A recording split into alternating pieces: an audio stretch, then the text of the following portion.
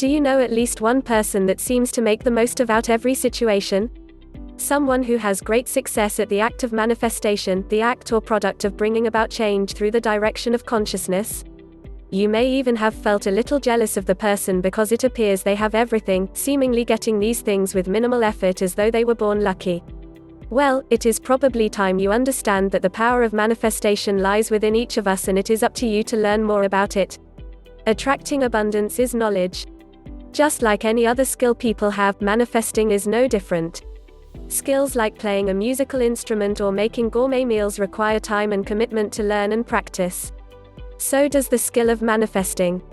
How good you get depends on how well you learn the skill and how well you apply it. Even though some of us are better at certain skills, that doesn't mean the rest of us, with practice, can't improve or even surpass the talent expressed by another. Some seem to have learned it so well that they oftentimes don't even realize how they do it. Manifesting abundance now comes to them so readily it appears natural, just as a well-trained pianist seems to play the piano without thought or effort.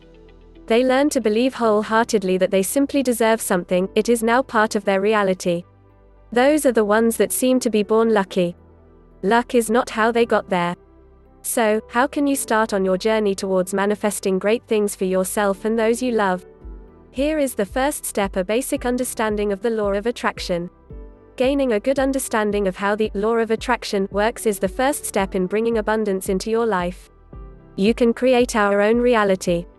You can attract riches, opportunities and happiness, etc. in our life when you learn to focus or attract yourself on them. In order to do this, you must learn to believe and think in a positive way towards those things you seek. You probably also know at least one person, hopefully not you, who dwells on the negative and truly will focus on having less. They are attracted to less, not having more.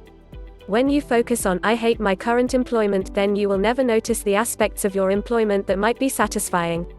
You must understand that just wanting something isn't going to bring that to you if you continue to focus on the not having of that something. You may have personally experienced that not having attitude and learned that it blocked your true desires. You must learn to focus on a particular item or scenario rather than on vague goals like more cash or winning money.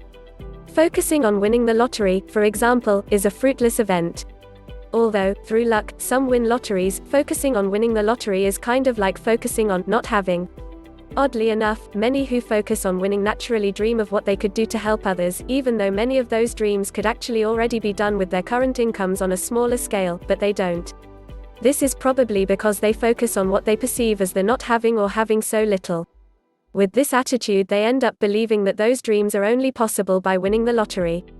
They are literally afraid to act on their dreams for fear that they do not currently have enough to offer. For example, I know several decently paid professionals that repeatedly tell me that they too would really love to sponsor a foster child in another country, and they would if they won the lottery. They are afraid that they cannot currently afford $1 a day, as that might leave them short of cash in case of an emergency like an unexpected auto repair. Their focus is on not enough rather than being focused on sponsoring a needy child. When they are focused on not enough, it won't ever matter how much money they have, it will never be enough. Just talking about sponsoring a child brought their fears out into the open. It would be great if they could trust that helping a needy third world child would not put them at financial risk.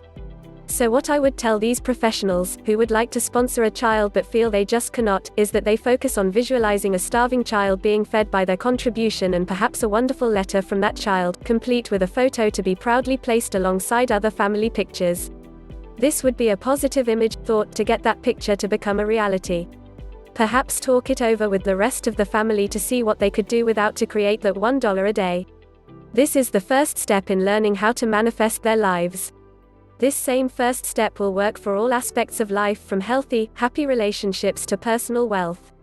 Is it your turn to make the most of every situation? Is it your turn for others to see you as lucky? Does your lack of ability to manifest life leave your soul wounded or lacking? Would you like to learn all the steps to manifest life? You deserve it, and it is time to take action.